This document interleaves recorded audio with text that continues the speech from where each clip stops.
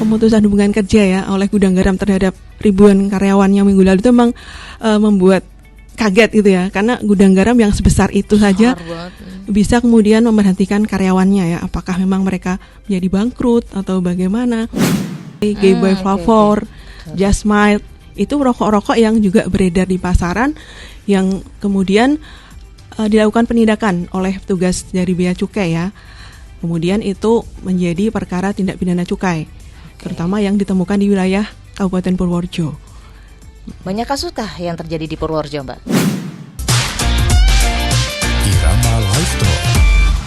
Baik, kembali di 88,5 Irama FM Purworejo. Halo, selamat pagi. Pastinya buat Anda pendengar Irama FM ya. Tadi saya sudah membocorkan kalau sekitar jam 9:30 kita akan ngobrol santai tapi banyak edukasi yang pastinya bisa Anda dapatkan tentunya di Irama Live Talk bersama Jaksa Menyapa.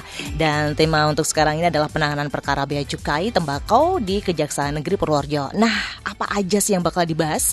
Silahkan nanti Anda juga bisa berpartisipasi tentunya by phone 027532144. Bisa juga lewat SMS WhatsApp-nya dong di Irama di 081392696815. Ini pastinya bisa didengarkan juga lewat streaming Irama FM Purworejo, lewat IG-nya Kejaksaan Negeri Purworejo juga, dan nanti juga akan disiarkan lewat YouTube-nya Irama FM Purworejo. Anda bisa mendengarnya itu ya. Dan oke, saya ingin sapa dulu dua narasumber yang sudah hadir di studio Irama FM Purworejo. Yang pertama saya ingin sapa dulu Mbak Indah Purwaningsih SHM Hali. Benar? Iya. Oke, saya bakal panggil dengan sebutan Mbak Indah aja, sebutan sayang gitu ya. Apa kabar Mbak Indah? Alhamdulillah baik Mbak Vivi. Selamat pagi Mbak Vivi. Oke, ini jaksa fungsional ya. Sama dengan satu narasumber yang sudah hadir juga di studio Irama FM Purworejo, ada Mas Arif Pasca, benar? Betul. Mas Arif Pasca Yudi SH. Pasca Yuda ya. Oh, Pas Yuda. Oh ya, Yuda SH. Selamat pagi, Pagi Mas. Mbak Vivi. Oke, panggilannya Mbak Indah dan Mas Arif. Boleh, mungkin dari Mbak Indah dulu menyapa pendengar Irama FM Purworejo, dan pastinya ini kan juga disiarkan lewat IG-nya Kejaksaan. Monggo, silahkan Mbak. Ya, selamat pagi pendengar setia Irama FM di Purworejo maupun di wilayah manapun yang selalu menjadi pendengar setia Irama FM. Selamat pagi juga untuk para pemirsa dari IG Live Kejari Purworejo. Terima kasih pada pagi hari ini kami dari Kejari Purworejo diajak bergabung untuk bersama-sama di Irama FM Purworejo. Baik, thank you. Dan halo, monggo Mas Arif silahkan menyapa juga yang sekarang lagi bergabung bersama kami. Ya, selamat pagi. Dari Irama FM kami, saya Arif Pasca Yuda ditugaskan oleh pimpinan untuk melaksanakan Jaksa Menyapa. Dan semoga apa yang kita sharing di sini bisa bermanfaat bagi masyarakat Purworejo, khususnya untuk para pendengar Irama FM. Begitu. Oke, baik. Ini tema untuk sekarang ini tentang penanganan perkara bea cukai ya, bea cukai tembakau di Kejaksaan Negeri Purworejo. Emang yang sekarang lagi dibahas kayak gitu ya Mbak ya. Boleh dong, mungkin dari Lady First dulu dong, Mbak Indah mungkin bisa menjabarkan definisi dari yang namanya cukai seperti apa. Silakan, monggo Mbak. Oke. Kalau cukai sendiri itu definisinya diatur dalam Undang-Undang tentang Cukai, Undang-Undang Nomor 1 Tahun 1995 yang juga telah diubah dengan Undang-Undang Nomor 39 Tahun 2007 dan terakhir dengan Undang-Undang Nomor 7 Tahun 2021 tentang harmonisasi peraturan perpajakan. Di situ dalam pasal 1 ayat 1 undang-undang tersebut dijelaskan bahwasanya cukai adalah pungutan negara yang dikenakan terhadap barang-barang tertentu yang mempunyai sifat atau karakteristik yang ditetapkan dalam Undang-Undang Cukai. Betul. Nah, kalau Undang-Undang itu menyebutkan tentang sifat karakteristik barang tertentu ya. Nah, di situ yang dimaksud dengan barang tertentu itu adalah barang-barang yang pertama konsumsinya perlu dikendalikan, kemudian yang kedua peredarannya perlu diawasi, yang ketiga pemakaiannya dapat menimbulkan dampak negatif bagi masyarakat atau lingkungan hidup, dan yang keempat pemakaiannya perlu pembebanan pungutan negara demi keadilan dan keseimbangan. Woi, jelas banget, langsung lancar banget nih Mbak Indah tentang definisi yang namanya cukai seperti apa, yang ternyata di dalamnya juga mempunyai sifat juga atau karakteristik sendiri dari yang namanya cukai, yaitu salah satunya adalah konsumsinya perlu dikendalikan dan macam-macam ya. Mungkin Mas Arif bisa menjabarkan juga yang sebenarnya barang-barang yang termasuk kena cukai yang seperti apa, Mas? Silakan Mas. Ya, mungkin saya bisa menjelaskan bahwa yang termasuk kena cukai itu adalah seperti gambarannya adalah etil etanol atau etanol, yaitu minuman yang beralkohol, kemudian minuman yang mengandung etil etanol beralkohol kadar berapapun, kemudian tentunya yang tembakau, yaitu meliputi kayak sigaret atau rokok cerutu, daun tembakau, tembakau iris, rokok elektrik, dan pengolahan tembakau lainnya, seperti itu. Oke, mungkin Mbak Enda mau menambahi boleh? Kalau mungkin yang bisa dikenal luas ya kalau masyarakat itu cukai tembakau itu ya, barang kena cukai hasil tembakau itu yang beredar di masyarakat dikenal dengan sebutan rokok ya Mbak ya. Betul. Nah kalau sama ini kan yang sering kita kenal yang populer beredar di pasaran itu kan rokok-rokok seperti yang mereknya Sampurna, kemudian Jarum Super, banyak pokoknya ya. Kasmite, SC itu yang untuk biasanya perempuan ya yang menggunakan. Nah kemudian ada juga rokok-rokok yang ternyata beredar di masyarakat tetapi tidak dikenal luas. Apa itu? Misalnya mungkin Mbak Vivi belum pernah dengar kayak Anoa, kemudian ada merek Sultan, Dubai, Gayboy Flavor, Jasmine. Itu rokok-rokok yang juga beredar di pasaran yang kemudian dilakukan penindakan oleh petugas dari Bea Cukai ya. Kemudian itu menjadi perkara tindak pidana cukai, terutama yang ditemukan di wilayah Kabupaten Purworejo. Banyak kasus kah yang terjadi di Purworejo, Mbak? Kalau di Purworejo sendiri, kami mulai menerima perkara cukai itu sejak tahun 2023 sampai dengan 2025 itu ada 5 kasus, Mbak. 5 kasus ya. Itu dari yang apa aja, Mbak? Biasanya sih yang lebih sering itu orang yang melakukan pengangkutan ya. Jadi menyediakan barang kena cukai. Jadi ini orang yang mengangkut cukai untuk dibawa dari suatu wilayah tertentu untuk dikirim ke daerah lain. Kalau yang kasus di Purworejo itu yang dari Jawa Timur untuk dibawa ke Jawa Barat. Dan kebetulan penindakannya itu penangkapan dan penyitaan barang kena cukainya itu dilakukan di daerah Lingkar Selatan ya, di Purwodadi masuknya. Di Purwodadi. Iya itu. Oke. Mbak, kalau udah mendapatkan kasus yang seperti itu, terus pastinya orang itu yang pastinya akan segera ditindak langsung atau mungkin ada diperingati dulu, mungkin ada surat peringatan dulu atau mungkin langsung jebret gitu, Mbak. Oh iya. Jadi kan kalau fokusnya untuk menindakan tindak pidana cukai itu kan sebenarnya untuk pengembalian kerugian negara ya, karena ada pendapatan cukai yang dimungkinkan menjadi penerimaan negara. Nah biasanya itu kalau yang di sini kemarin memang dilakukan penindakan melalui aparat penegak hukum ya Mbak. Kebetulan kalau penyidiknya itu memang dari Bea Cukai, kemudian untuk penuntutan dari kami Kejaksaan Negeri Purworejo. Namun sebenarnya kalau untuk tidak pidana cukai itu pidana badan penjara itu bukan merupakan obat terakhir ya, bukan upaya terakhir. Karena pada saat awal ketika seseorang yang melakukan pelanggaran cukai itu sebelum tahap penyidikan itu sudah diberikan tawaran bahwa perkaranya itu bisa tidak dilanjutkan ke tahap hukum, akan tetapi dia harus membayar nilai cukai itu sebanyak 4 kali. Ibaratnya kayak nilai denda. Ya, nilai denda cukai yang harus dibayar ya, nilai cukai. Baik ya. Semakin seru aja nih. Jadi silakan sekali lagi buat Anda pendengar yang masih bergabung pastinya bersama kami di sini, bersama saya Vivi, bersama Mbak Indah sama Mas Arief. Anda bisa sekali lagi monggo bisa berpartisipasi by phone 027531446 atau SMS WhatsApp-nya Irama di 081392696815 ya. Dan pastinya ini seru kalau Anda mungkin wah, kalau rokok kayak gini gimana gitu ya. Oke, tadi udah dijabarkan juga sama Mbak Indah sama Mas Arief juga tentang cukai, barang yang terkena cukai juga. Mas Arief mungkin ya, saya sekarang pengen bertanya sama Mas Arief tentang tadi rokok adalah hasil olahan tembakau yang meliputi kayak sigaret, terus cerutu ya Mas ya. Nah kalau mungkin dari sigaret ini mungkin Anda bisa spill sedikit Mas sigaretnya, mungkin ada sigaret kretek atau sigaret putih atau apa, monggo silakan Mas. Pada dasarnya cukai itu memiliki karakteristik sendiri-sendiri. Yang pertama, tidak semua cukai itu sama. Ada namanya cukai tembakau yang merupakan cukai kretek. Dan ada juga cukai yang merupakan cukai rokok putih yang beredar di masyarakat biasa. Itu keduanya memiliki nilai cukai yang berbeda. Setahu saya seperti itu. Gitu ya? Ya. Kenapa bisa gitu? Karena menurut peraturannya memang seperti itu Mbak, perbedaan rokok antara kretek dengan yang rokok putih. Sehingga apabila dan cukai yang ada di rokok itu berbeda dengan cukai yang palsu yang beredar. Nah, karena cukai yang merupakan cukai yang dikeluarkan oleh bea cukai sendiri. Saya melabeli bahwa ini sudah kena pajak cukai. Dan yang tidak, itu tidak menyetorkan pajak ke negara. Jadi dengan adanya peredaran rokok yang tanda kutipnya cukai palsu, sebenarnya itu merugikan negara. Dari POV negara mendapatkan pajak ya, tetapi di sisi masyarakat juga akan dilema karena harga rokok juga makin mahal. Semakin mahal Mas, salah satunya nih. Depan Anda ini salah satu perokok pegiat rokok. Ya, itu sebagian dilema di masyarakat sih sebenarnya, gejolak seperti itu. Sehingga ini harus diantisipasi sebenarnya. Nah, itu peran pemerintah di bidang ekonomi ya, seperti itu.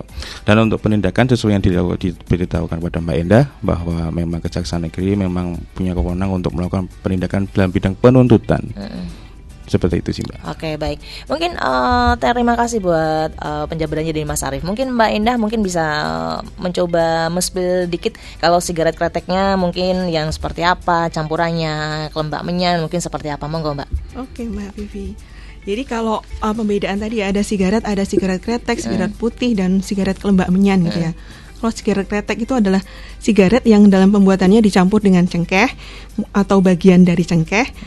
Baik asli maupun tiruannya tanpa memperhatikan jumlahnya. Jadi komposisinya itu tidak diperhatikan. Yang penting ada campuran cengkeh atau bagian dari cengkeh gitu. Nggak diimbang dulu. Biasanya kan ini berapa persen ini enggak ya? Nah, itu asal enggak, berarti ya. Asal. Maksudnya tidak ditentukan komposisinya, tapi hanya campurannya ada cengkeh dan atau bagian cengkeh. Nah, kemudian kalau sigaret putih itu sigaret yang dalam pembuatannya tidak dicampuri dengan cengkeh, kelembak ataupun kemenyan. Jadi murni aja. Nah, kalau sigaret putih dan sigaret ketek itu sendiri terdiri dari sigaret yang dibuat dengan mesin ataupun yang dibuat dengan cara lain daripada mesin.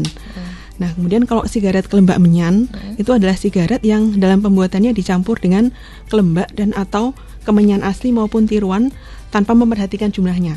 Jadi sama, misalnya apakah menyannya lebih banyak atau lebih sedikit dari tembakonya itu tidak diperhatikan ya. Namanya tetap sigaret kelembak menyan. Oke, tahu banget ya ini berarti kalau posisinya kalau umpamanya Mas Adi pakai ini, tahu banget nih. Jangan deket-deket sama Mas Arief sama Mbak Endah ya. Tahu ini pasti pakai rokok yang apa ini. Oke, mungkin bisa Mbak Endah atau Mas Arief ya. Kita perlu tahu juga bagaimana prosedurnya Mbak tentang cukai cukai barang, prosedurnya gimana untuk kenanya gitu ketika waktu itu diimpor gitu Mbak. Cara pelunasannya, prosedurnya seperti apa? Ya, pada dasarnya kalau barang kena cukai ya, kena tembakau itu merupakan barang kena cukai, itu dikenakan tarif cukai ya. Itu sudah diatur dalam pasal 7 ayat 1 dan ayat 2 Undang-Undang Cukai nomor 11 tahun 1995 itu, bahwasanya untuk cukai atas barang kena cukai yang dibuat di Indonesia itu dilunasinya pada saat pengeluaran barang kena cukai tersebut dari pabrik atau tempat penyimpanannya. Gitu ya. Sedangkan kalau untuk cukai barang yang diimpor dilunasi pada saat barang kena cukai tersebut diimpor untuk dipakai. Oke. Seperti itu, jadi paham lagi gitu ya. Monggo Mas Arief mungkin bakal menjelaskan juga untuk cara pelunasan cukai atas barang yang kena cukai. Tadi kan sempat dijabarkan juga sama Mbak Endah tentang prosedur cukai ya, prosedur barang yang kena cukai waktu ketika impor itu berdasarkan pasal 7. Nah, saya ingin tahu juga cara pelunasan cukainya tuh seperti apa, Mas? Atau mungkin Mbak Endah dulu. Jadi cara pelunasan cukai untuk barang kena cukai itu Mbak diatur juga di Undang-Undang Cukai itu dilakukan dengan cara yang pertama itu pembayaran yang dibuktikan dengan adanya dokumen cukai yang dipersyaratkan. Kemudian yang kedua dengan penjelasan terhadap barang kena cukai yang dibuat di Indonesia, pembayaran harus dilakukan sebelum barang kena cukai tersebut dikeluarkan dari pabrik atau tempat penyimpanannya. Kemudian yang ketiga dengan pelekatan pita cukai, yaitu dengan cara melekatkan pita cukai yang seharusnya dan dilekatkan sesuai dengan ketentuan yang berlaku. Yang keempat adalah pembubuhan tanda pelunasan cukai lainnya. Oke. Tapi pada dasarnya adalah maksudnya sempat ada yang terjadi nih Mbak tentang nih tadi kan ada yang disebutkan pembayaran terus pelekatan pita cukai.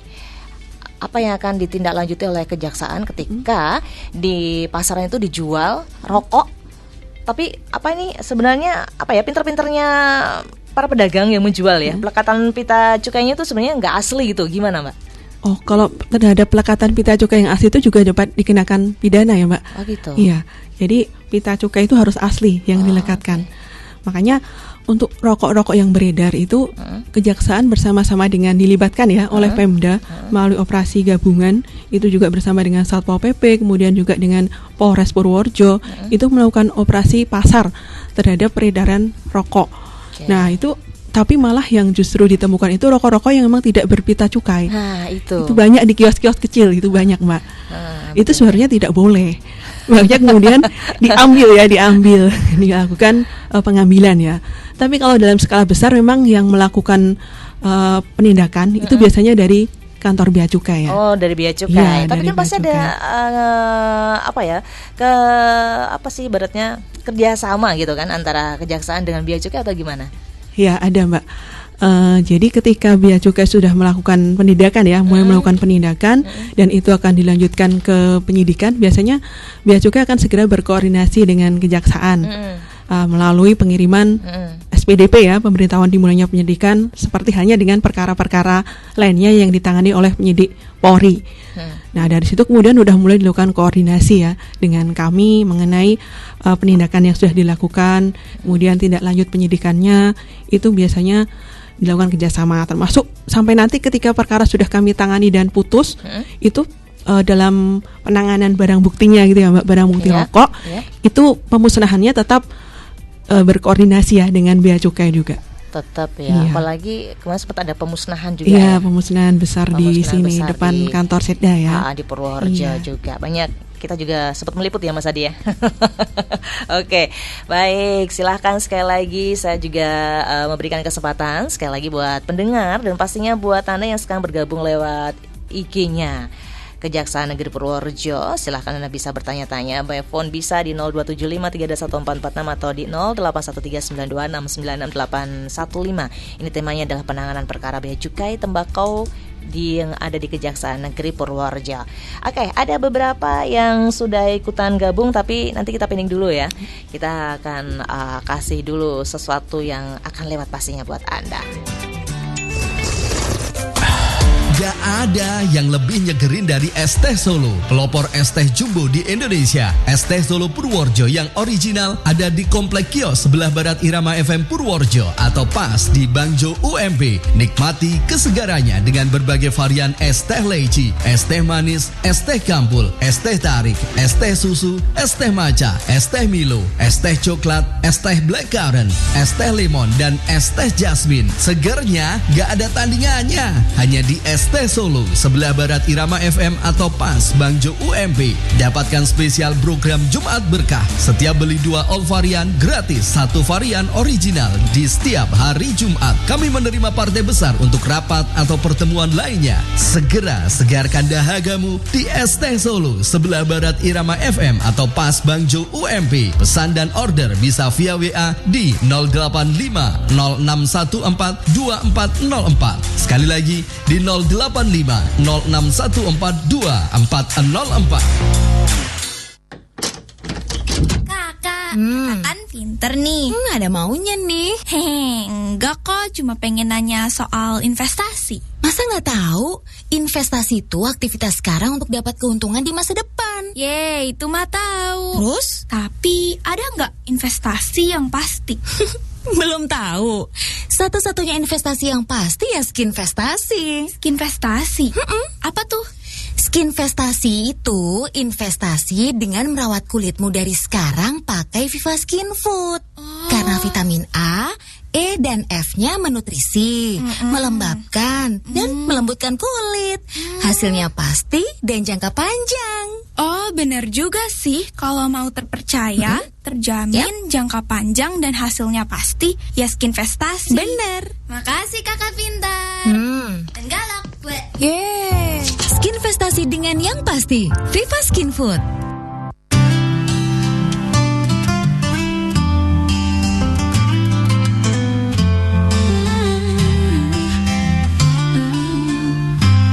Dari Purworejo untuk Indonesia, dari lokal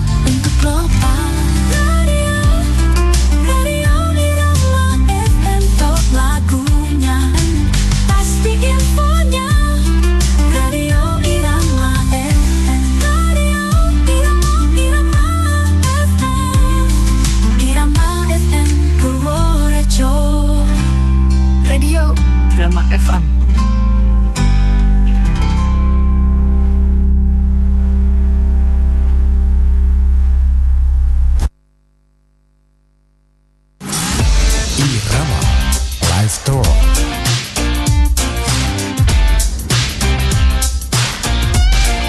Irama Live Talk. Baik, balik lagi Vivi Safira tentunya di Irama Live Talk bersama Jaksa Menyapa. Temanya adalah penanganan perkara bea cukai tembakau di Kejaksaan Negeri Purworejo. Silakan sekali lagi buat Anda yang ingin berpartisipasi boleh di 027531446 atau di SMS WhatsApp-nya Irama FM juga boleh sekali di 081392696815 dan sudah ada beberapa ini yang udah masuk. Oke, nanti kita bakal mencoba untuk saya tanyakan kepada narasumber yang sudah hadir. Ada Mbak Indah Purwaningsih SH MH Li dan Bapak Mas Arif Pasca Yuda SH dari Kejaksaan Negeri Purworejo. Ini di bidang jaksa fungsional. Oke, saya sekarang ingin beralih ke pertanyaan dulu ya Mbak dan Mas ya. Oke, udah ready ya?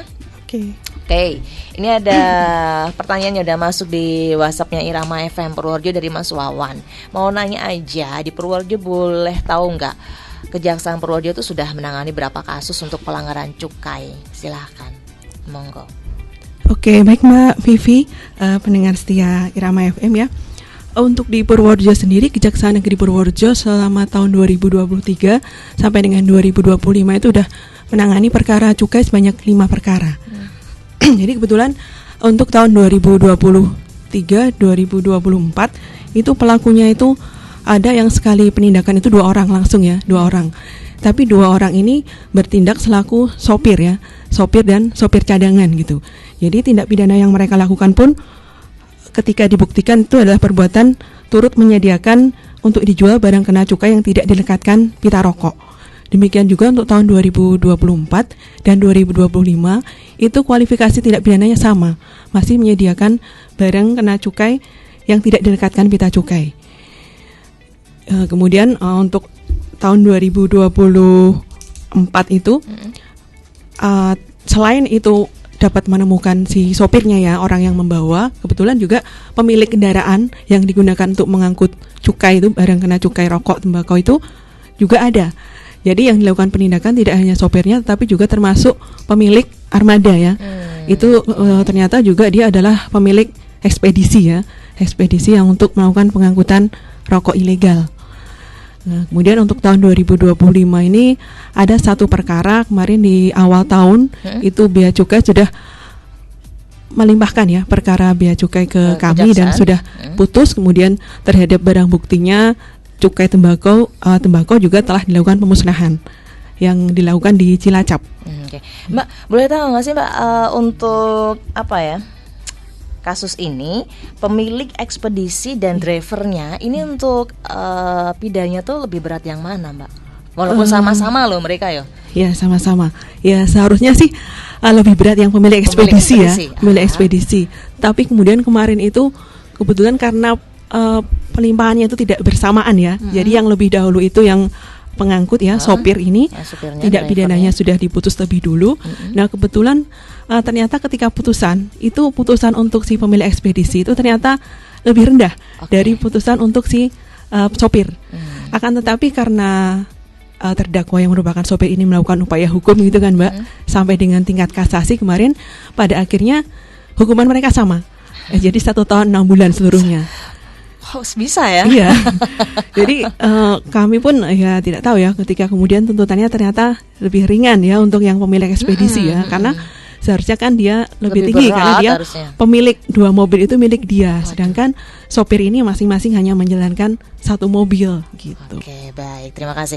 Berarti Mas Wawan udah diinfokan ya sama beliau Mbak Indah tentang kasus yang ada di Purworejo, sekitar 5 kasus yang sudah terjadi gitu.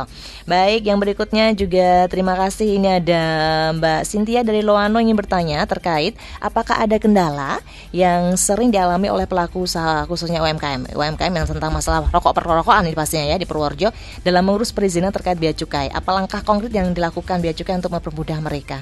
Mungkin dari Kejaksaan bisa. Oh baik, mungkin saya mencoba menjawab ya Mbak ya terkait hal itu, walaupun itu sebenarnya lebih detailnya di kewenangan bea cukai. Tapi secara aturan bisa saya jelaskan terkait dengan bahwa yang pertama dulu terkait dengan harus diketahui terkait dengan penjelasan pita cukai yang diwajibkan. Bahwa Kenapa pita cukai itu harus diwajibkan? Karena pita cukai yang dilekatkan harus sesuai dengan ketentuan perundang-undangan yang di bidang bea cukai.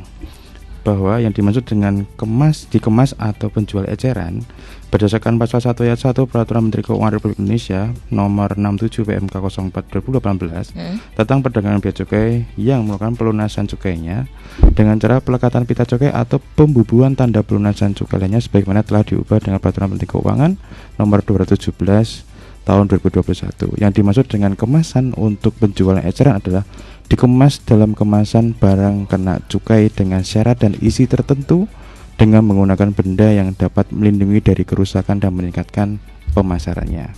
Mungkin dari segi itu dulu yang pertama. Yang kedua, bahwa terkait perizinan, yaitu bahwa syarat-syarat untuk mendapatkan izin berupa nomor pokok pengusaha kena cukai atau yang disebut dengan disingkat dengan NPPBKC untuk pengusaha pabrik hasil tembakau, yaitu pasal 6 ayat 2 Peraturan Menteri Keuangan nomor 66 tahun 2018 tentang tata cara pemberian, pembekuan, pencabutan nomor pokok pengusaha barang kena cukai sebagaimana diubah merupakan Peraturan Menteri Keuangan nomor 8 tahun 2023 tentang tata cara pemberian, pembekuan, dan pencabutan nomor pokok pengusaha barang kena cukai. Dengan syarat-syaratnya sudah terlampir di dalam peraturan PMK tersebut. Kemudian apakah cukup dengan NPPBKC aja? Tentunya tidak ya, bahwa seorang pengusaha hasil tembakau telah memenuhi syarat-syarat untuk mendapatkan izin nomor pokok pengusaha barang kena cukai, itu juga harus mengajukan permohonan untuk memperoleh nomor pokok pengusaha barang kena cukai. Di mana aturan tersebut juga diatur sama dengan nomor Peraturan Menteri Keuangan nomor 66 tahun 2014 tentang tata cara pemberian, pembekuan, dan pencabutan nomor pokok pengusaha barang kena cukai.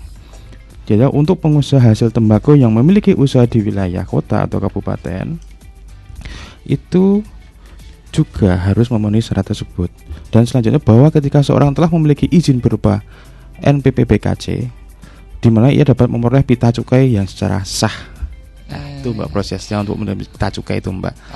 Jadi tidak sekedar untuk ngeprint sendiri kemudian nempel sendiri Mbak. Prosedurnya ada. Prosedurnya ada dan memang itu harus kayak gitu ya. Tapi kalau misalnya kalau pelaku UMKM nih, mungkin dari Kejaksaan Negeri Purworejo bisa menginformasikan. Ini kalau ini namanya saya pelaku UMKM nih, tembakonya model yang kayak gini tinggal seduh atau gimana? Terus gimana Mbak? Apakah itu juga akan kena cukai? Tidak kayak Mbak. kelembak biasa itu loh menyan yang panjang itu yang kan tengwe pelaku ya? Itu pelaku UMKM kan kayak gitu. Kalau memang yang kelembak menyan yang dibuat secara konvensional ya, maksudnya tidak menggunakan mesin, itu ya tidak dikenakan ya Mbak ya. Tadi kan ada syarat-syarat tertentu ya yang dikenakan cukai tadi yang seperti saya sebutkan di awal itu, yang konsumsinya memang perlu dikendalikan. Nah ini kalau misalnya dia produksinya tidak dalam jumlah besar dan juga dia tidak punya nomor pokok pengusaha barang kena cukai tadi, dia tidak wajib untuk dikenakan cukai. Aman. Iya. Kecuali kalau dia punya usaha produksinya besar, kemudian memang perlu dilakukan pemungutan cukai, ya dia harus mendaftarkan usahanya. Gitu.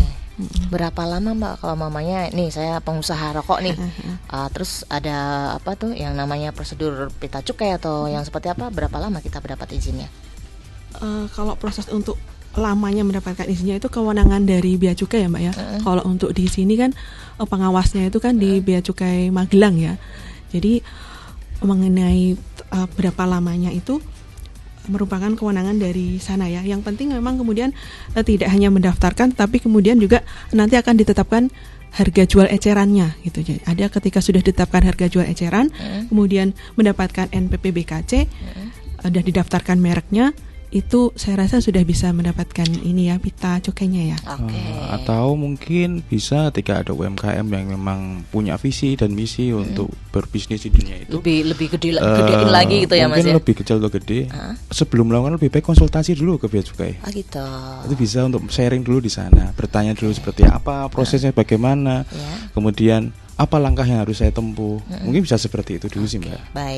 Baik Mas Indah ya. Tadi udah dijelaskan juga sama Mas Arif dan Mbak Indah. Thank you udah berpartisipasi tentunya lewat WhatsApp-nya Irama FM Purworejo. Ada lagi yang bertanya dari Mas Joko di Purworejo aja. Boleh tahu nggak sih proses penanganan barang bukti hasil sitaan dari tindakan pidana penyelundupan? Mungkin dari yang rokok tadi itu tadi Mbak Indah sempat men-spill di depan. Kalau mengenai tindak pidana yang penyelundupan ya, kalau penyelundupan itu kan berarti sudah tidak legal ya, cara mendapatkannya sudah tidak legal. Ya, jadi penanganan barang buktinya itu dilakukan oleh petugas bea cukai ya. Mereka biasanya akan melakukan penegahan itu pemeriksaan di awal ya, membuka kemasan gitu. Kalau memang ternyata itu barang kena tembakau yang harus kena cukai, kemudian akan dilakukan pengamanan oleh petugas dari bea cukai gitu, Mbak. Oke, Mas Arief mau menambahkan boleh? Kemudian tentunya akan dilakukan proses ya setelah itu ya. Apakah pertama proses administratif atau proses upaya untuk pengembalian kerugian keuangan negara yang potensinya dia masuk berapa ya, atau yang diimpor berapa secara ilegal itu, baru melakukan penindakan. Sehingga proses pidana merupakan proses yang upaya terakhir sebagai langkah bahwa negara untuk mengembalikan kerugian negara dari sektor pajak harus cukai. Ya, dan mungkin salah satu penindakan biar mereka itu jerah ya. Betul Mbak, jerah. Betul, karena salah satu langkah untuk salah satu visi di dalam hukum itu berada dalam menimbulkan efek jerah kepada pelaku. Oke, thank you buat yang udah ikutan lagi. Dan saya pengen bacain juga ini. Sebentar, tadi Mas Joko terima kasih ya. Ada juga yang udah ikutan gabung ya, dari Jian. Siang Mbak dan Mas narasumber. Tingginya pajak rokok atau cukai apakah menjadi pemicu utamanya meruginya gudang garam sehingga ribuan karyawan diberhentikan kerja? Bagaimana pandangan dari kejaksaan atas hal tersebut? Terima kasih. Oke, ini memang menjadi berita yang heboh banget lalu nih, Mbak. Ya, Mbak ya. Kita menyaksikan itu yo melu berbes milih. Iya. Gimana? Itu kondisi yang memprihatinkan ya. Betul. Ya. Monggo, mungkin Mbak Indah yang akan menjawab dulu. Selamat siang Mbak Jihan, terima kasih atas pertanyaannya. Jadi emang pemutusan hubungan kerja ya oleh gudang garam terhadap ribuan karyawannya minggu lalu itu memang membuat kaget gitu ya, karena gudang garam yang sebesar itu saja bisa kemudian memberhentikan karyawannya ya. Apakah memang mereka menjadi bangkrut atau bagaimana? Nah, memang pajak rokok ini secara tidak langsung mempengaruhi distribusi rokok. Ketika pajak rokoknya semakin besar, tentunya masyarakat berpikir ulang untuk mengkonsumsi rokok, untuk membeli rokok tersebut. Apalagi sekarang daya beli masyarakat, cukup rendah ya, agak menurun ya, daya beli masyarakat agak menurun, terutama kalau untuk membeli rokok yang merupakan kebutuhan sekian itu pasti mikir. Sementara di sisi lain ada juga rokok yang beredar di masyarakat dengan harga yang lebih murah karena rokok tersebut tidak dilekati pita cukai. Nah, tingginya pajak rokok itu tidak semata-mata menjadi penyebab utama ya, tapi juga karena adanya wacana kenaikan tarif cukai ya. Kenaikan tarif cukai ini mau tidak mau juga mengancam keberlangsungan produsen rokok ya Mbak ya. Karena dengan adanya kenaikan tarif cukai, kemudian penambahan pajak rokok, itu menyebabkan harga rokok semakin mahal. Dengan harga rokok yang semakin mahal, sementara konsumennya berkurang, tentu saja produsen pabrik akan memperhitungkan operasional mereka, harus menggaji karyawan sekian banyak, kemudian mempertahankan produksi. Nah, itu mungkin menjadi salah satu penyebab juga kenapa gudang garam akhirnya memutuskan untuk memberhentikan ribuan karyawannya. Jadi memang sangat memprihatinkan ya. Di satu sisi ya rokok memang dilarang, tetapi tetap ada orang yang membutuhkan ya. Kemudian ada rokok yang beredar dengan bebas dengan harga yang lebih murah. Tentu orang juga berpikir, kenapa nggak beli yang harganya lebih murah aja? Toh dia juga beredar gitu. Sebenarnya kejaksaan dan bea cukai ini pasti ada sebuah kerjasama yang apik gitu, yang cantik. Bagaimana cara memberantasnya dengan rokok-rokok yang ibaratnya beredar luas tuh tidak melalui prosedur tuh gimana, Mbak? Ya, kalau yang dilakukan penindakan ya oleh bea cukai, yang kemudian bea cukai melakukan operasi penindakan bergabungan gitu dengan kerjasama dengan Pemda juga, Satpol PP, Polres gitu. Kemudian dilanjutkan perkaranya ke kami, ya kan kami lakukan penuntutan secara hukum ya, kemudian dilakukan penindakan ya terhadap pelakunya. Tetapi terhadap yang lain yang tidak dilakukan penindakan oleh bea cukai, yang kayak yang beredar di masyarakat, di kios-kios kecil, di toko-toko, itu memang untuk pemberantasannya agak susah ya Mbak ya. Karena itu misalnya hari ini dilakukan operasi ya, diambil rokoknya. belum tentu nanti akan tidak dijual lagi, pasti dia masih akan jual lagi di hari berikutnya. Nah itu memang dibutuhkan kerjasama lintas sektoral ya Mbak ya, baik dari Bea Cukai, kemudian dari Kejaksaan, kemudian Polres, OPP, juga dari Pemda setempat untuk memang memerangi. Mungkin dengan tidak mempermudah aksesnya masuknya gitu. Mungkin lebih sering dilakukan operasi di jalan gitu ya. Iya, pengangkutan itu harus diperiksa. Iya. Sebenarnya rokok, ini salah satu perokok juga yang di depan kita. Mas Arief, perokok nggak sih? Boleh saya tanya? Perokok ya? Jawab aja perokok. Mas Adi juga. Saya sebenarnya pengen tahu nih, sebenarnya kenikmatannya rasa antara rokok dengan yang berpita cukai sama yang enggak tuh sebenarnya sama nggak Mas? Saya pengen tanya dulu sama Mas Arief. Waduh, saya belum pernah mencoba yang pita yang belum pernah cukai ya Mbak. Bener, Mbak. Iya, saya yakin. Oke, kalau Mas Adi ini penasaran itu. Mas Adi rasanya nikmatnya sama atau enggak? Pokoknya belinya yang harus ada pita cukainya gitu ya. Oke, thank you. Dan terima kasih buat yang udah ikutan gabung lagi. Ini udah terjawab ya. Oke, sama Mbak Indah ada lagi yang ikutan gabung. Mungkin Mas Arief bisa menjawabnya. Dari Gina dari Bayan ingin bertanya terkait bea cukai, bagaimana prosedur? Bentar. Bagaimana prosedur pengurusan dokumen impor untuk UMKM di Purworejo untuk masalah ini ya Mas? Informasi cukai apa saja, tarif cukai untuk jenis barang tertentu, misal rokok atau kalau makan olahan enggak ya? Misalnya rokok gitu aja, wis, monggo. Ya, mungkin bisa saya bantu untuk menjawab ya. Untuk itu ya, siapa tahu bisa memberikan pencerahan ya. Terkait dengan hasil tembakau yang impor atau terkait dengan peringkatan cukai, pita cukai harus dilakukan sebelum hasil tembakau tersebut dimasukkan ke dalam daerah pabean dengan tujuan untuk dipakai, dimiliki dan dikuasai oleh orang yang berdomisili di Indonesia. Pelekatan pita cukai tersebut harus dilakukan dengan cara sedemikian rupa pada kemasan hasil tembakau sehingga apabila kemasannya dibuka, pita cukai yang melekat harus rusak. Bahwa seseorang yang tidak memiliki izin berupa nomor pokok pengusaha barang kena cukai tidak dapat melakukan kegiatan produksi atau pengemasan rokok. Yang intinya adalah tetap pengurusan NPPBKC dulu. Mau itu impor maupun itu tetap di domestik, tetap harus melakukan pengurusan NPPBKC terlebih dahulu. Karena di sini dijelaskan bahwa tidak dapat melakukan kegiatan produksi atau pengemasan rokok. Itu yang paling poin pentingnya, Mbak. Sepaham saya ya, soal itu mungkin bisa menjawab hal itu. Oke, mungkin Mbak Indah yang menambahkan lagi boleh? Oke. Jadi kalau untuk pengusaha pabrik ya, UMKM yang ingin go internasional ya, mungkin menjadi importir ya. Jadi pengusaha pabrik atau importir hasil tembakau itu yang akan ini ya mengurus ini cukai ya, dokumen cukai itu mengajukan permohonan penyediaan pita cukai kepada kepala kantor bea cukai yang mengawasi. Dalam hal ini kalau Purworejo di Bea Cukai Magelang ya, karena Bea Cukai Magelang itu wilayahnya meliputi Temanggung, kemudian Magelang sendiri, Purworejo dan Wonosobo. Nah, setelah melakukan pengajuan permohonan, kemudian menggunakan dokumen cukai ya untuk permohonan penyediaan pita cukai hasil tembakau yang paling sedikit itu memuat identitas perusahaannya, identitas UMKM-nya, kemudian jumlah lembar pita cukai serta tarif cukainya. Nah, kemudian kalau udah mengajukan permohonan itu penyediaan pita cukai, pengusaha pabrik ataupun UMKM ya yang akan menjadi importir itu setelah mengajukan permohonan dengan menggunakan dokumen cukai untuk pemesanan pita cukai hasil tembakau, paling sedikit juga dalam dokumen itu memuat identitas perusahaan, jumlah lembar pita cukai, tarif cukai, serta nilai cukai yang seharusnya dibayar. Oke. Mungkin bisa menambahkan sedikit, boleh, untuk lebih detailnya mungkin lebih ditanyakan ke bea cukai ya, syarat administratif. Yang lebih jelasnya gitu ya. Betul, karena kami di sini hanya menjelaskan terkait dengan peraturan perundang-undangan saja. Seperti itu, Mbak. Baik, ini ada pertanyaan yang masuk juga.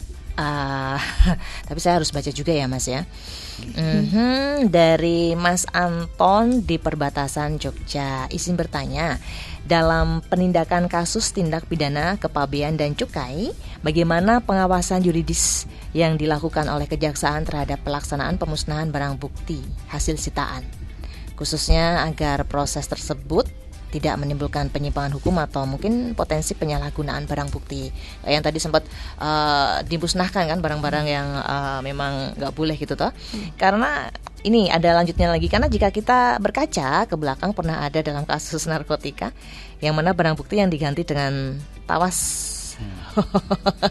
oleh APH dengan alasan untuk melakukan penindakan terhadap kasus yang lebih besar, padahal jelas hal tersebut melanggar hukum. Saya melihat pemusnahan barang bukti dalam kasus cukai juga punya potensi dilakukan hal semacam itu, mengingat harga untuk minuman keras yang mahal gitu ya.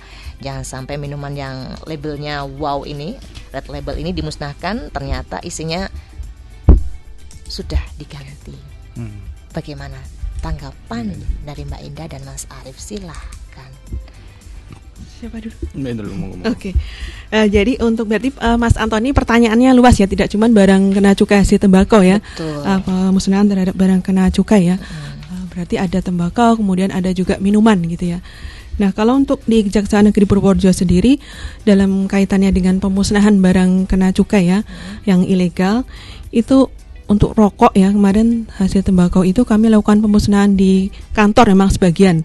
Itu sebagai sampel, itu juga dengan mengundang Forkominda ya. Forkominda itu pemusnahannya pada tanggal 21 Mei 2025.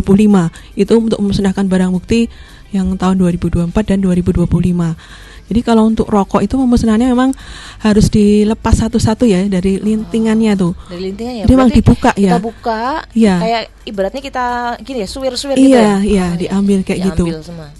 Cuman karena kalau di Kejaksaan karena terbatas ya, tempat kami terbatas, kemudian juga berpotensi menimbulkan polusi udara, karena juga rokok sebenarnya menghirup asap rokok itu kan sebenarnya kurang sehat juga. Jadi kemudian memang pemusnahannya kemudian dilakukan penitipan ya. Penitipan itu kemarin kami dilakukan di Cilacap. Nah, itu sendiri untuk sebelum dilakukan penitipan di Cilacap itu sudah dilakukan koordinasi terlebih dahulu. Jadi Bea Cukai sendiri selaku penindak pertama juga tetap memiliki wewenang untuk melakukan pengawasan ya. Jadi mereka tetap tahu bahwa barang yang mereka serahkan ke kami untuk dilakukan penuntutan itu ketika sudah diputus dan harus dimusnahkan itu tetap dalam pengawasannya Bea Cukai. Jadi prosesnya itu didahului dengan koordinasi lebih dulu dilakukan di kantor, kemudian ada juga yang dilakukan pemusnahan di Kabupaten Purworejo ya bersama dengan Forkompinda itu yang di depan kantor Setda. Itu juga ada rapat koordinasi juga untuk melaksanakan pemusnahan barang bukti yang dilakukan di ruang otonom kantor Setda Kabupaten Purworejo. Kemudian sebagai tindak lanjutnya dilakukan pemusnahan di Cilacap ya, itu dititip di PT Solusi Bangun Indonesia. Itu asli tapi ya? Iya asli, itu dengan melalui pengawalan ya, dilakukan pengawalan dan juga awalnya memang barang itu dari kami itu masih berupa barang yang diserahkan oleh Bea Cukai ya, itu yang berupa masih dalam karton-karton. Tapi itu tetap memang barang yang semula dari Bea Cukai, dari kami kemudian langsung dibawa ke Cilacap. Itu menggunakan truk besar kemarin itu dilakukan pengawalan juga ya, dan di sana itu menggunakan insinerator ya, itu dibuka satu-satu. Jadi dapat dipastikan ya memang asli gitu, tidak diubah gitu. Tidak diubah ya Mas Anton. Mas Anton nih harus berpikir positif Mas. Termasuk ketika barang bukti minuman ya. Minuman itu dilakukan pemusnahan dengan ini kendaraan Stom itu. Kita lagi seru-serunya gitu ya. Terputus ya Pak. Terputus. Ibaratnya kayak cinta gitu. Ada yang putus gitu hubungan tapi balik lagi gitu kan Kak. Nyambung lagi, putus lagi, nyambung lagi gitu. Semoga kita masih nyambung lagi. Nah, ini tadi dari pertanyaan dari Mas Anton. Mungkin Mbak Endah bisa menjelaskan lagi, silakan, monggo, sempat terpotong, maaf. Oke. Ya tadi melanjutkan yang saya sampaikan ya, terhadap barang kena cukai yang rokok tadi ya, rokok pemusnahannya sudah dilakukan pemusnahan itu juga melalui insinerator ya. Jadi tadi untuk menuju ke sana juga pengawasannya ketat, dan barang yang kami bawa ke tempat pemusnahan itu juga barang yang diserahkan oleh Bea Cukai, penyidik Bea Cukai yang disegel ya, disegel. Jadi kami tidak buka segelnya dulu, kami hanya untuk memastikan bahwa memang rokok-rokok itu benar ketika dilakukan penyerahan ke kami, dan ketika dilakukan pemusnahan juga memang rokok yang sama. Dan untuk terkait barang bukti minuman, juga minuman alkohol ya, etil alkohol, itu pemusnahannya juga dilakukan dengan digilas ya, digilas dengan mobil itu Stom yang kami pinjam dari Dinas PU ya, kebetulan dipinjam. Itu memang juga disaksikan oleh Forkominda, memang dilakukan pemusnahannya dengan cara digilas sampai hancur Oke, Gitu. berarti udah aman itu ya. Pokoknya Ya, Mas insya Anton Allah aman. aman Mas. Berpikir Tapi memang ya positif kalau di prakteknya ada yang seperti itu ya mungkin tidak di kami untuk sementara ini. Purworejo pokoknya SOP banget gitu Iya, ya. Amin. aman. Oke, lanjut lagi, masih ada 2 pertanyaan lagi. Mungkin ini agak lebih cepat lagi ya. Dari 497, izin menanggapi kasus tentang pemilik kendaraan. Tadi kita ngobrolin tentang apa yang ditahan kok ternyata sama gitu ya. Durasi penahanannya. Menanggapi kasus tentang pemilik kendaraan ekspedisi yang membawa barang ilegal. Bagaimana apabila pemilik kendaraan tidak tahu kalau kendaraan miliknya digunakan untuk mengangkut barang ilegal dan orang tersebut memang punya usaha penyewaan kendaraan? Apakah hal tersebut adil? Padahal tidak ada niat jahat loh, tetapi kenapa bisa dikenakan pidana? Salam kawal keadilan gitu. Oke, ini berarti harus ada kejujuran ya antara si empunya sama drivernya mau dibikin apa gitu. Monggo Mbak. Iya, yaitu kembali lagi ke masalah pembuktian ya Mbak ya. Jadi ketika memang dia itu si pemilik kendaraan ini ya, dia menyatakan diri tidak tahu kalau kendaraannya itu digunakan untuk melakukan pengangkutan BKC yang ilegal, itu harus dibuktikan oleh dia. Apakah memang dia tidak tahu atau ada semacam kerjasama yang kemudian kayak di kayak di setting ya, bahwasanya mungkin ada juga yang seperti itu memang. Jadi yang dijadikan tumbal itu sopirnya, tapi dia dijamin gitu loh Mbak, dijamin bahwa dia akan diurusin keluarganya asalkan si pemilik ini tidak dibawa. Apakah ini sempat terjadi di Purworejo? Hampir, tapi kan kemudian sopir-sopir ini ya tidak mau dong mereka menjalani pidana sendiri ya. Ya pada akhirnya mereka akan jujur kembali ke mereka sendiri. Mereka pada akhirnya juga menyatakan bahwa memang ini mobil ini memang miliknya si pemilik yang memang memiliki usaha ekspedisi. Dan kemudian dilakukan penelusuran ya, pendalaman penyidikan oleh penyidik, dan nyatanya memang si pemilik kendaraan ini tahu bahwasanya memang kendaraannya digunakan untuk melakukan pengangkutan barang ilegal. Tapi kalau memang tidak tahu menahu ya, itu harus dapat dibuktikan juga Mbak. Jadi kembali ke masalah pembuktian ya. Siapa yang mendeklar ya, berarti dia harus membuktikan bahwa memang yang dia sampaikan itu tidak benar. Misalnya dia memang tidak tahu menahu. Tapi kalau memang tahu dan dia mendapatkan keuntungan dari itu, ya dia harus ikut bertanggung jawab. Iya. Diusahain ya pastinya untuk masalah hukum jangan runcingnya ke bawah aja, ke atas juga harusnya kayak gitu betul, ya.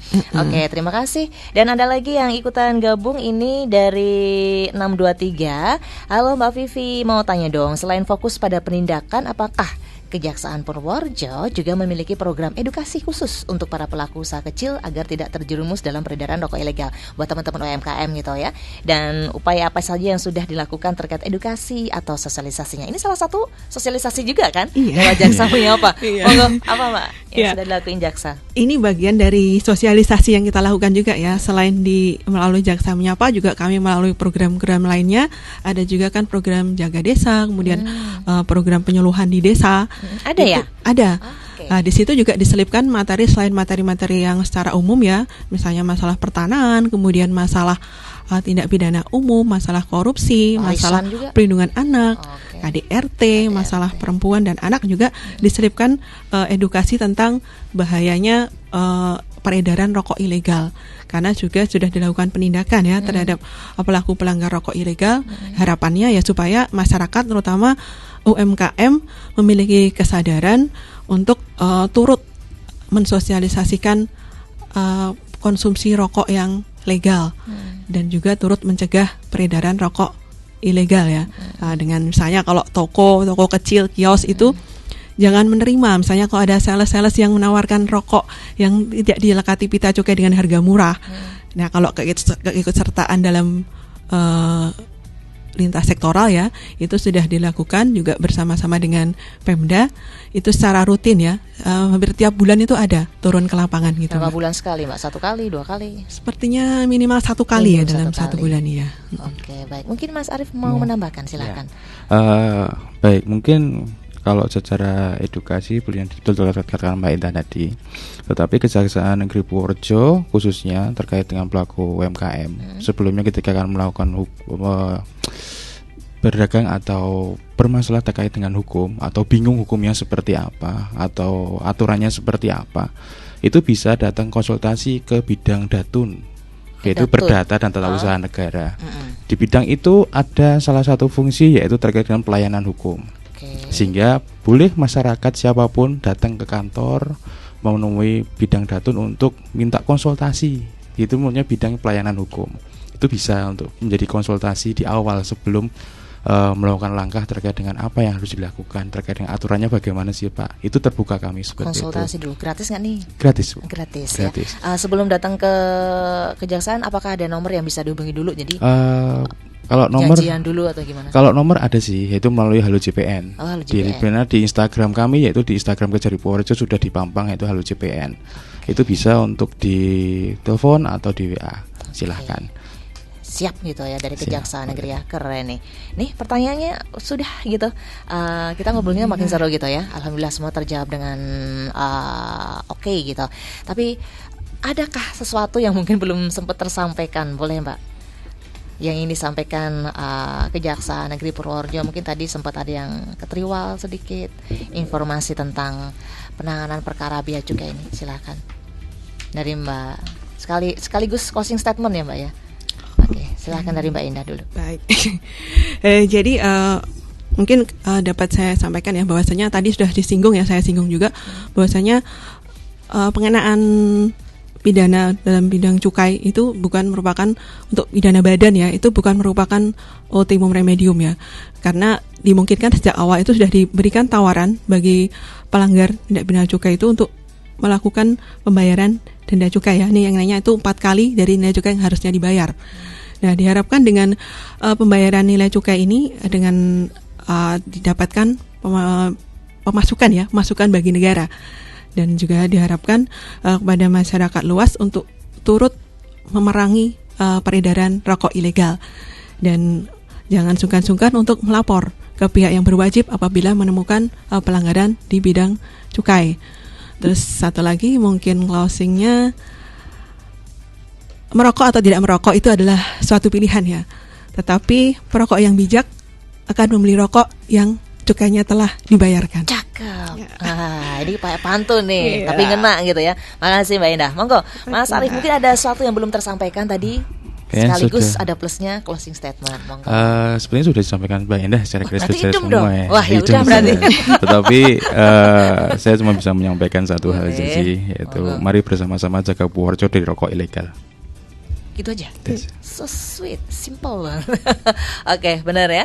Thank you sekali lagi Mbak Indah dan Mas Arief ya, yang sudah banyak memberikan edukasi pastinya kepada pendengar Irama FM Purworejo, masyarakat Purworejo yang sudah bergabung tentunya lewat streaming juga Irama FM Purworejo, sudah gabung juga lewat IG-nya dari Kejaksaan Negeri Purworejo, dan nanti juga ini akan disiarkan lewat YouTube-nya Irama FM Purworejo. Bisa di situ ya.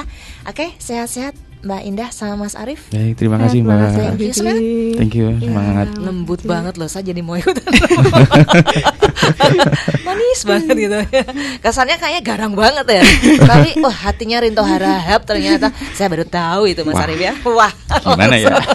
Atau Iman Falus boleh ya. Baik, sekali lagi terima kasih Mbak Indah. Dan baru saja pendengar Irama FM, kita udah ngobrol bareng bersama dua narasumber dari Kejaksaan Negeri Purworejo di Irama Live Talk Jasa Menyapa. Sudah hadir tadi, udah dijawab juga pertanyaan-pertanyaan dari Anda yang udah gabung bersama kami di sini, yaitu bersama Ibu Endah Purwaningsih SH MHL dan Bapak Arief Paskayuda SH. Ini bidang jaksa fungsional ya. Insya Allah bisa ketemu lagi tentunya di Jaksa Menyapa dengan tema yang akan berbeda pastinya, yang bisa menambah edukasi yang baik, menarik buat warga masyarakat Purworejo khususnya. Sehat-sehat Mas dan Mbak Indah. Terima kasih Mbak Vivi. Sukses ya. Selalu buat Irama FM ya. Terima kasih. Oke, Dewi Safira pamit, thank you. Nanti saya kembali lagi buat Anda di Easy Life. Purworejo untuk Indonesia.